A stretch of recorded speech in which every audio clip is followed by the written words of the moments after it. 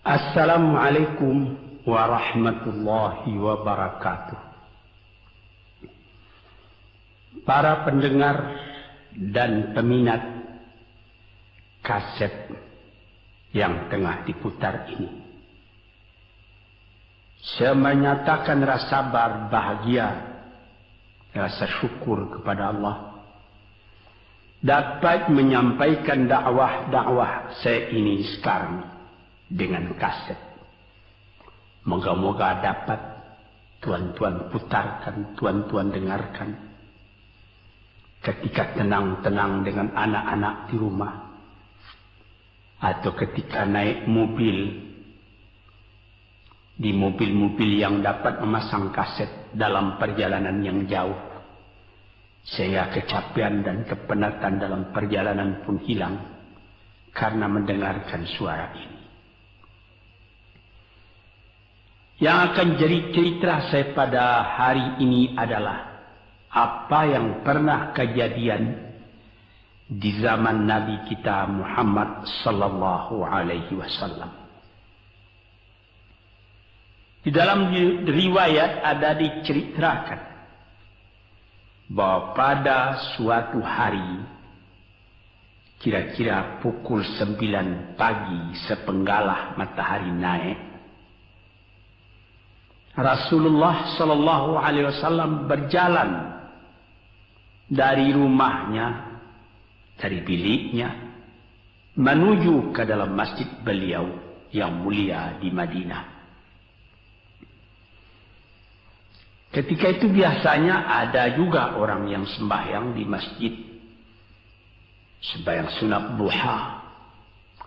Tapi umumnya masyarakat sudah keluar dari rumahnya pagi-pagi, bekerja menurut bidang masing-masing. Yang pergi bertani, yang pergi berniaga, yang pergi mengembalakan unta atau kambingnya. Tinggallah beberapa orang saja. Beliau lihat di sudut masjid ada satu orang pemuda sedang duduk tafakur termenung. Mukanya kelihatan muram saja, menunjukkan kesedihan yang terpendam di dalam hatinya.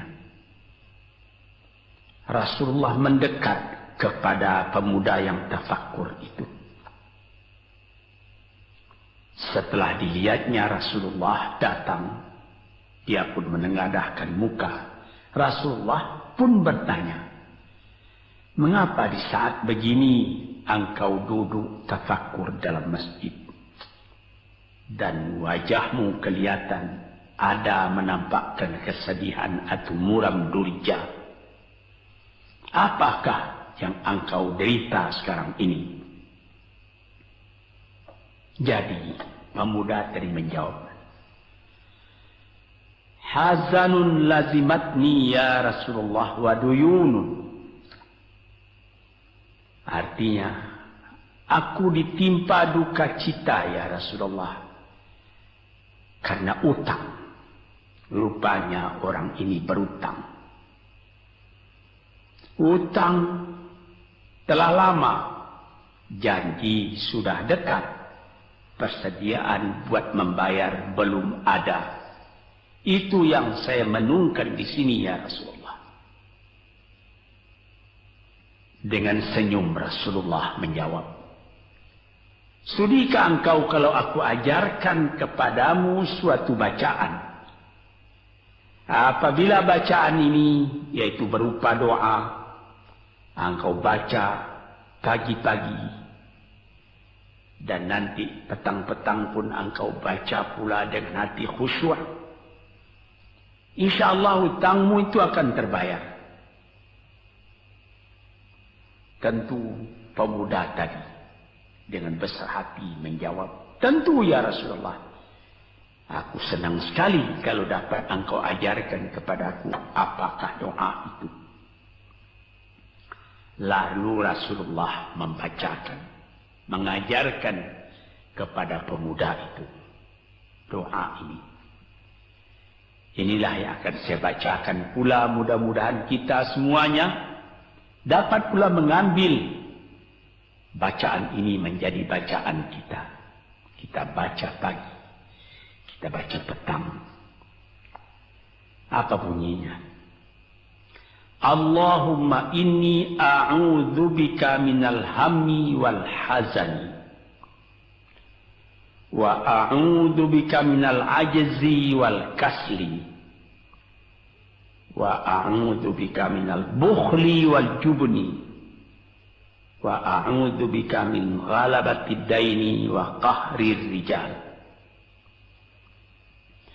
Sebelum kita uraikan atau kita tafsirkan artinya satu demi satu, baik kita artikan secara keseluruhan lebih dulu.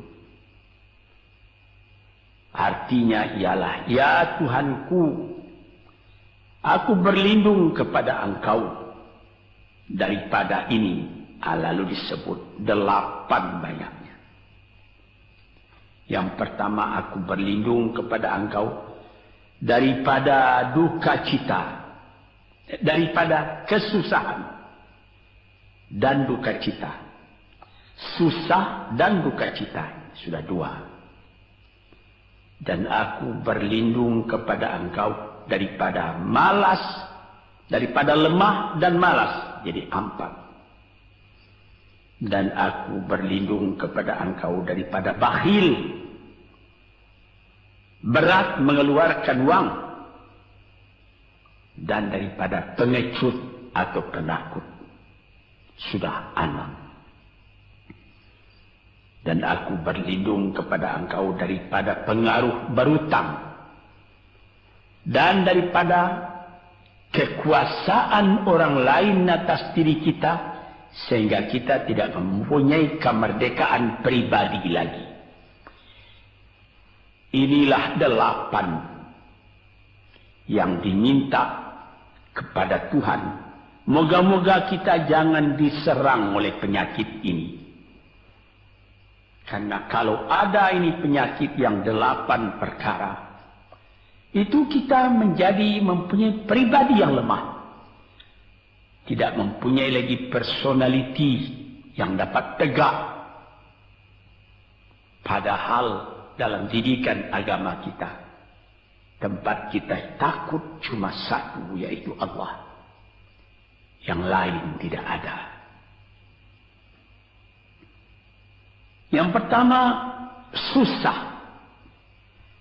Apabila orang telah susah, pikirannya pun sudah tertumbuk. Jalan untuk maju tidak ada lagi.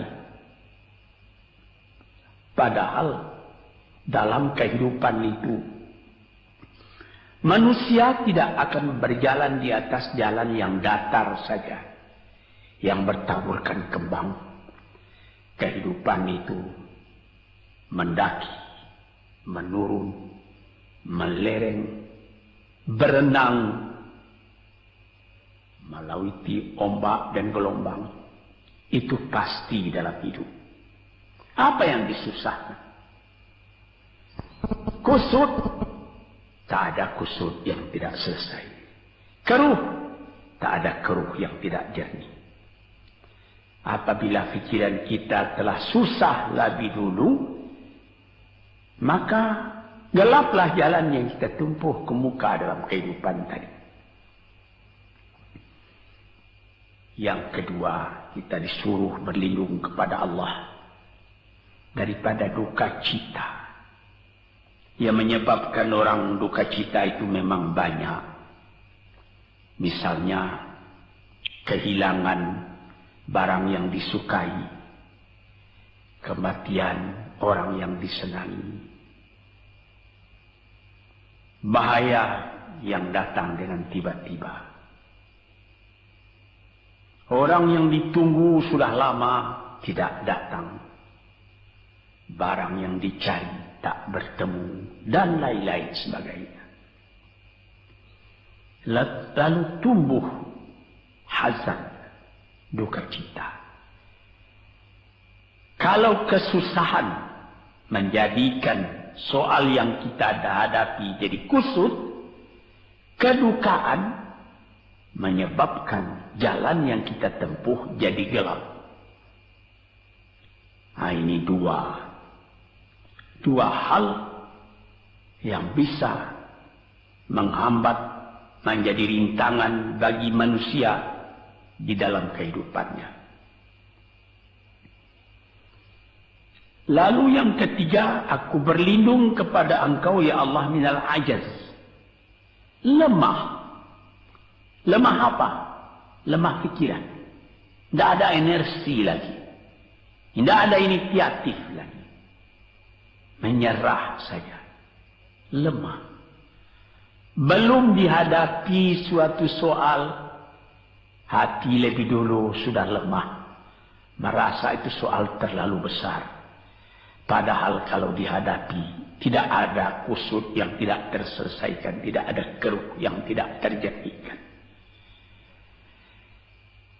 Yang lebih berbahaya lagi. Yang keempat, apa? Malas. Kalau sudah malas, apa yang akan dikerjakan lagi? Kita duduk saja termenung-menung dalam kemalasan. Lalu angan-angan banyak, cita-cita mati. Angan-angan hendak terbang, padahal sayap tidak ada. Angan-angan hendak mempunyai ini, hendak mempunyai itu, hendak mempunyai Mercedes-Benz, hendak mempunyai rumah besar. Tapi ikhtiar tidak ada. Sebab itu ada pepatah dari orang tua-tua kita di zaman dulu. Dikatakannya, mati, ini di zaman penjajahan dulu nih. Mati Belanda karena pangkat katanya. Mati Cina karena kaya katanya. Mati Keling karena makanan katanya. Mati Melayu atau Indonesia karena angan-angan. Ini dia. Angan-angan karena malas saja, berangan-angan. Tapi malas. Jadi tidak jadi. Dan itu membentuk juga kepada diri kita. Orang pemalas itu jalannya lunglai saja. Matanya muram saja. Tak jauh dia memandang. Ini penyakit. Itu 4 penyakit.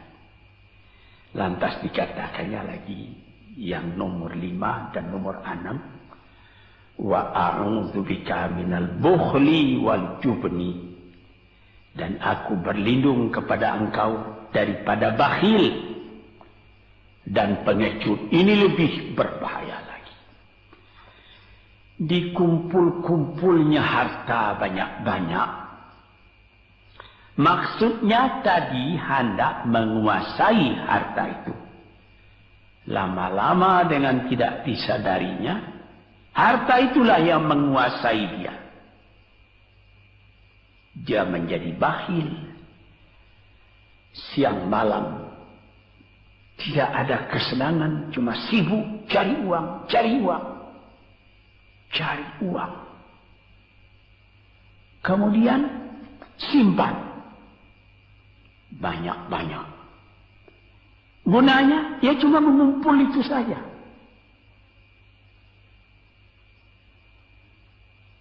Akhirnya berapa banyaknya orang yang mengumpul harta banyak-banyak, faidahnya tidak didapatnya.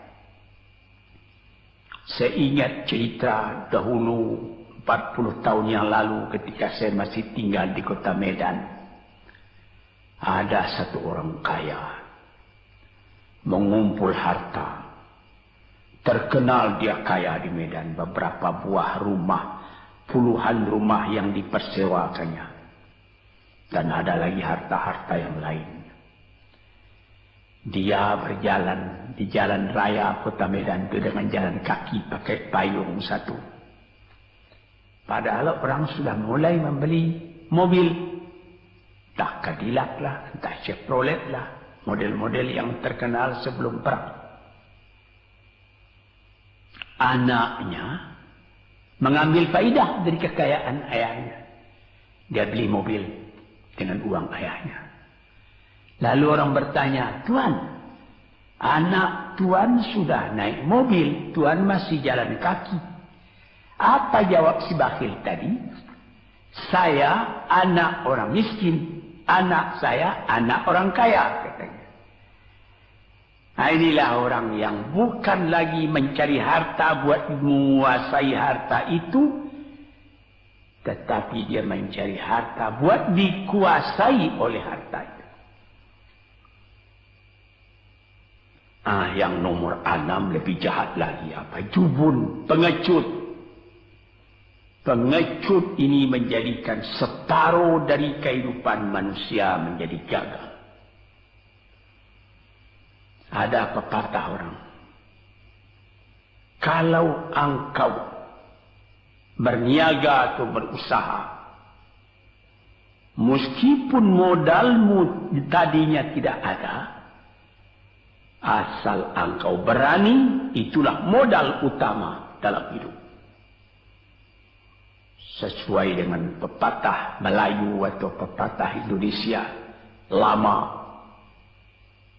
dia katakan,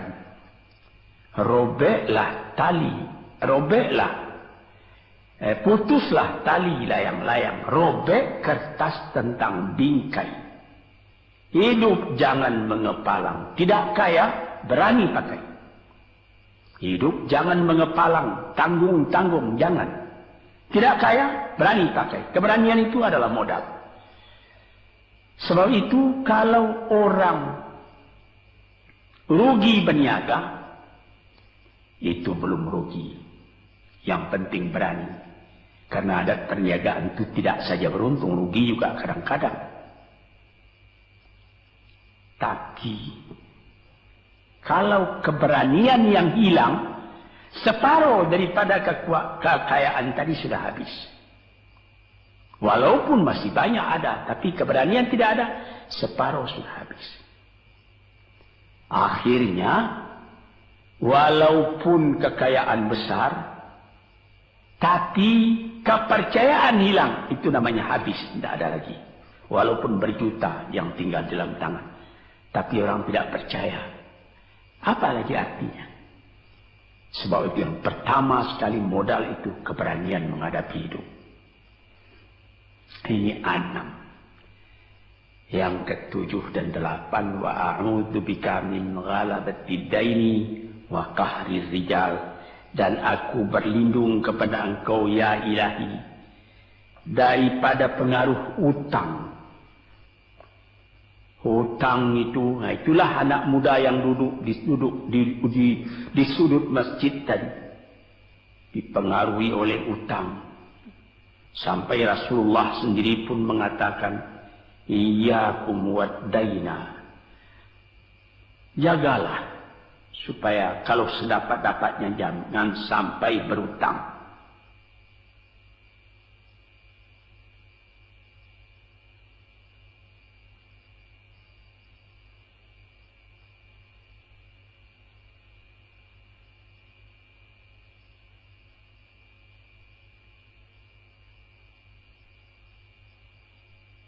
Bisa juga berutang kalau keberanian tidak ada, dan berani itu membuka jalan buat mencari bayarnya.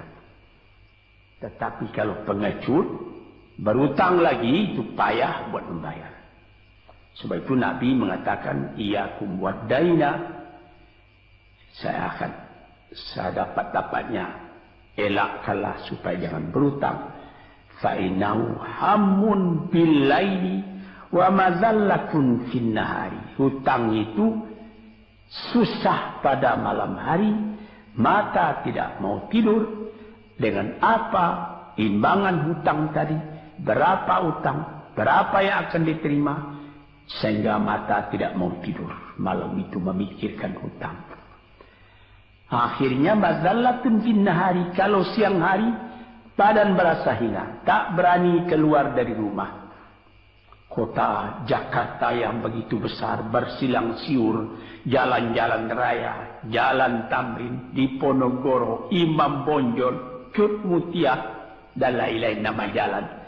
Ada orang yang jalan itu bertambah lama, bertambah kecil jumlahnya. Kalau orang lain mempunyai 100 macam jalan, dia paling tinggi cuma 2 saja jalannya dapat jalani. Jalan dari rumahnya ke tempat yang tertentu. Ke lain dia tidak berani. Kenapa? Karena ada tempat dia berhutang.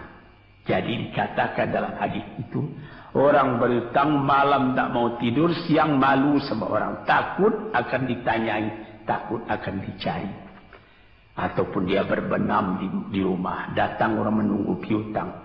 Dia bilangkan kepada pembantunya atau kepada anaknya, katakan bapak tidak di rumah. Anak yang tolol atau pembantu yang tolol menjawab, mana bapak? Dia suruh bilangkan bahwa bapak tidak ada di rumah. Kata anak tadi, betapa susah. Lantas yang nomor 8, wa qahrir rijal. Kita tidak mempunyai lagi kemerdekaan diri buat menyatakan perasaan kita. Karena kita segan kepada orang. Kita terlalu banyak berutang budi kepadanya. Kita terlalu banyak mendapat hadiah daripadanya. Kita terlalu banyak dan lain-lain. Sehingga mulut kita jadi tertutup. Tak dapat bercakap lagi. Ditekan oleh hutang budi kepada orang tadi. Kemerdekaan diri tidak ada lagi. Inilah 8 perkara yang ditunjukkan oleh Nabi Sallallahu Alaihi Wasallam kepada pemuda yang duduk tadi. Dapatlah kita mengambil pedoman dalam kehidupan kita sendiri bahwa yang amat penting lebih dahulu ialah kemerdekaan jiwa. Kalau sekiranya di dalam negara yang telah merdeka kita sama sekali menyorakkan, meliuk lambaikan kemerdekaan di mana saja kita pergi.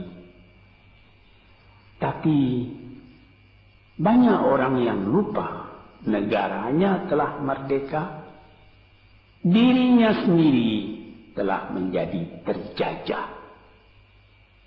Bukan Belanda, karena Belanda sudah lebih 30 tahun pergi meninggalkan negeri ini. Dan bukan bangsa yang lain, tapi penjajahan yang datang daripada sifat-sifat yang lemah yang kita katakan tadi. Kesusahan.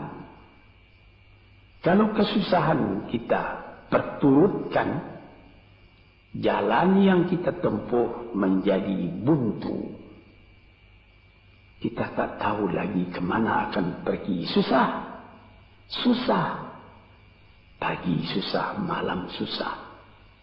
Sehingga kusut benang itu tak tahu lagi jalan keluar. Padahal pangkal dari kesusahan itu bukan dari luar, tapi dalam jiwa kita sendiri, dalam dada kita sendiri. Yang kedua, dikatakan duka cita. Saya teringat kepada satu pantun Melayu atau pantun Indonesia. Dikatakannya, kalau berpiduk jangan bermenung. Kalau bermenung riak pun tiba. Kalau duduk jangan termenung. Kalau termenung hati pun iba. Kalau hati sudah iba, jalan tertumbuk. Sampai ada juga pepatah nenek moyang kita, hati yang marah mendorongkan, hati yang iba menjauhkan. Sebab itu haruslah kita bersedia membesarkan jiwa kita sendiri. Marfu'ar ra's, maufurul kiramah. Kepala terangkat, harga diri dijaga. Itu. Kemudian dikatakan yang kedua, al-ajaz, lemah, al-kasal, malas. Kelemahan ini juga ada yang karena penyakit. Kenapa lemah saja? Kenapa tiap-tiap pekerjaan yang dihadapi pesimis yang timbul sehingga timbul malas? Kalau perlu, kita pergi kepada dokter, terutama psikiater. Kita tanyai, di mana segi kelemahan ini. Karena kelemahan jiwa, kemalasan, malas dan lemah itu dari jiwa pangkalnya. Ahli-ahli ilmu kesehatan yang telah mendalam mengetahui hubungan antara rohani dengan jasmani kita, sehingga timbul ilmu yang dinamai psikosomatik atau psikoterapi, menganalisa jiwa dari mana seginya, maka timbul lemah, maka timbul malas. Di sini kita memerlukan kuatnya energi. Sebab apabila manusia mempunyai jiwa yang besar, pekerjaan yang besar pun dipandangnya kecil. Tetapi apabila manusia mempunyai jiwa yang kecil, pekerjaan yang kecil pun dipandangnya besar. Kita misalkan saja kedua orang pemimpin yang kita cintai dan kita hormati. Proklamator kita Bung Karno dan Bung Hatta. Mereka mempunyai jiwa-jiwa yang besar. Sebab itu mereka memproklamirkan kemerdekaan Indonesia. Indonesia yang besar yang terjadi daripada puluhan ribu pulau. Dengan 45 kata perkataan, 45 patah perkataan. Dengan ini kami menyatakan kemerdekaan Indonesia. Tapi kalau beliau misalnya orang yang berjiwa kecil, dia akan bertanya, bagaimana bisa Indonesia merdeka? Kita sudah miskin, melarat, dulu dijajah Belanda, kemudian ditekan Jepang. Kapan dia mengkaji itu pekerjaan yang detail-detail, yang kecil-kecil, dia anggap itu besar. Ini misalnya. Maka orang-orang yang ajaz, yang lemah, atau yang kasar, yang pengecut, yang pemalas, tidak dapat mengerjakan pekerjaan yang besar-besar. Nah, kemudian yang kelima dan keenam, wa a'udzubika minal bukhli. Aku berlindung kepada engkau daripada bakhil. Menerima mau banyak-banyak, mengeluarkan paling sedikit. Dia anggap, sebagaimana saya katakan tadi, tadinya dia menguasai harta. Akhirnya dengan tidak disadarinya, dia yang dikuasai oleh harta. Akhirnya orang yang begini kerjanya cuma mengumpul-ngumpul harta saja. Kumpulkan harta banyak-banyak. Kemudian Tuhan memanggilnya kembali ke akhirat. Mati. Tidak ada harta tadi yang dibawanya. Tinggal menjadi perselisihan di antara anak dan cucu. Di hari-hari yang pertama, anak tadi menangis. Ayahnya telah mati. Tapi di hari yang kedua dan ketiga, dia tidak menangis lagi.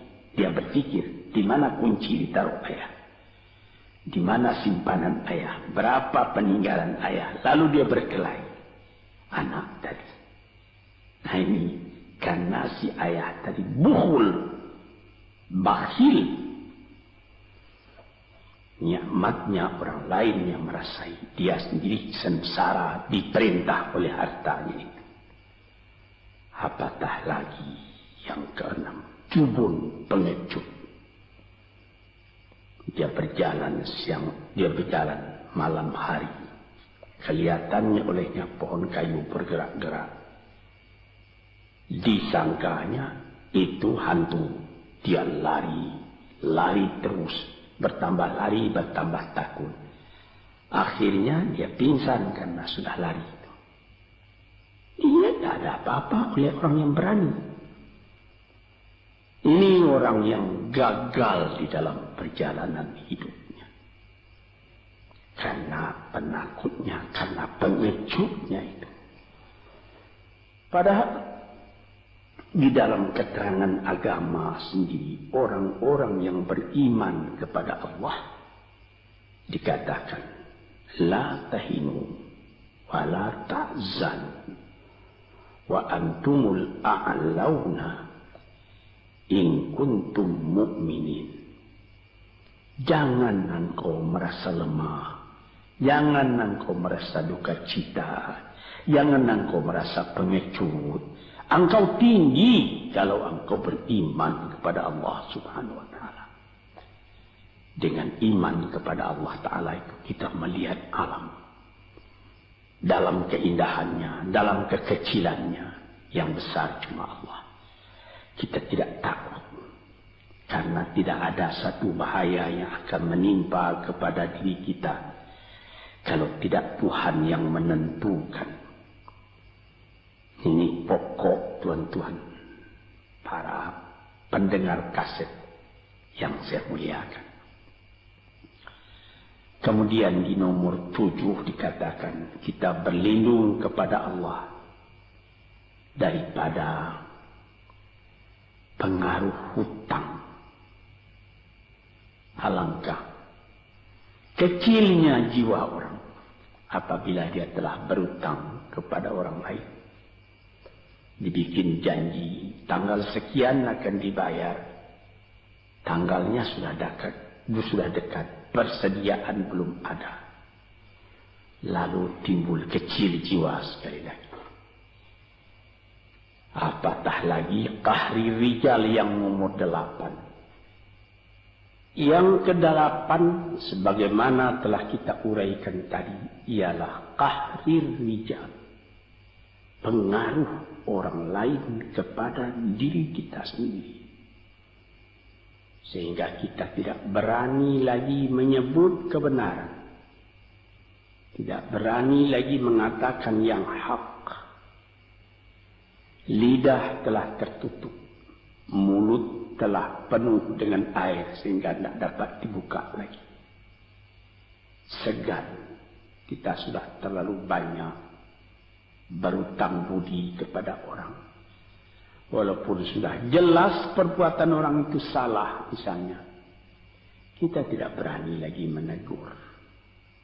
Dengan demikian timbullah di dalam masyarakat apa yang disebut dalam bahasa Arab munafik, yaitu lain di mulut, lain di hati. Hati mengatakan perbuatan orang ini salah, tapi mulut mengatakan, bagaimana pikiran saya, bagaimana pendapat Tuhan sekarang tentang perbuatan saya ini. Baik Bapak, ini bagus Bapak, itu sudah betul Bapak. Padahal tidak. Ini kecelakaan yang nomor 8. Kita minta kepada Allah supaya kita dilepaskan dari pengaruh-pengaruh orang, pengaruh manusia. Sehingga kita tidak berani lagi menyebut apa yang benar itu. Padahal di dalam hadis dikatakan qulil haqq walau kana murran. Katakan yang benar itu walaupun pahit sekalipun. Ini murah menyebutnya, tetapi kalau jiwa sudah tertekan tidak berani menyebutnya lagi. Para pengikut kaset yang tercinta, itulah 8 perkara diperingatkan, dituliskan, diajarkan, disuruh hafal oleh Nabi kepada pemuda yang beliau dapati dan menunggu seorang diri tadi. Dengan patuh dia turuti kehendak Nabi, dia baca itu tiap pagi, dia baca itu tiap sore, dia pahamkan apa isinya. Lalu timbul energi baru dalam dirinya, semangat yang baru.